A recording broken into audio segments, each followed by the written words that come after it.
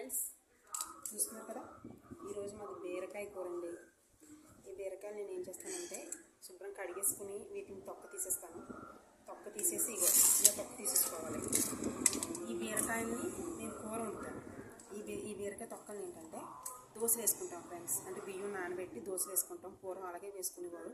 చాలా ఫైబర్ ఉంటుంది ఇందులో, మనకి ఒంటికి కూడా చాలా మంచిది. తినండి ఫ్రెండ్స్, అందరూ ట్రై చేయండి. నేను పెడతాను వీడియో, ఓకేనా? హాయ్ ఫ్రెండ్స్, ఇగో బీరపొట్టుని నానబెడతాను. బీరపొట్టు మనకి ఇది కదా, ఈ పొట్టుకి ఏంటంటే ఒక 1/2 కేజీ బియ్యం సరిపోతుంది. 1/2 కేజీ బియ్యం వేస్తున్నాను. చూడండి, రేషన్ బియ్యం వేస్తున్నాను ఫ్రెండ్స్. రేషన్ బియ్యం అయితే మనకి బాగా దోశ క్రిస్పీగా వస్తాయి, బాగుంటాయి. అంటే మనం వాడిన బియ్యం వేసుకోవచ్చు, మీ ఇష్టం. కానీ రేషన్ బియ్యం వేస్తాను.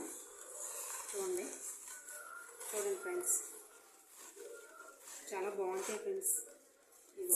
1/2 కేజీ బియ్యం వేసాను. అంటే ఈ బీరపొట్టుకి 1/2 కేజీ బియ్యం వేసాను ఫ్రెండ్స్.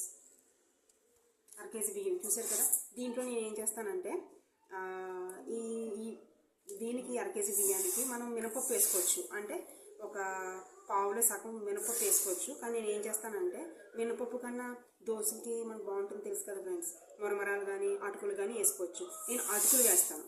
అటుకులు వేసి నానబెడతాను. అదేంటంటే గ్రైండ్ చేసే ముందు అటుకులు నానబెట్టి 5 మినిట్స్ ముందు నానబెట్టి నేను ఇందులో కలిపి దోశలు వేస్తాను ఫ్రెండ్స్. ఓకేనా ఫ్రెండ్స్?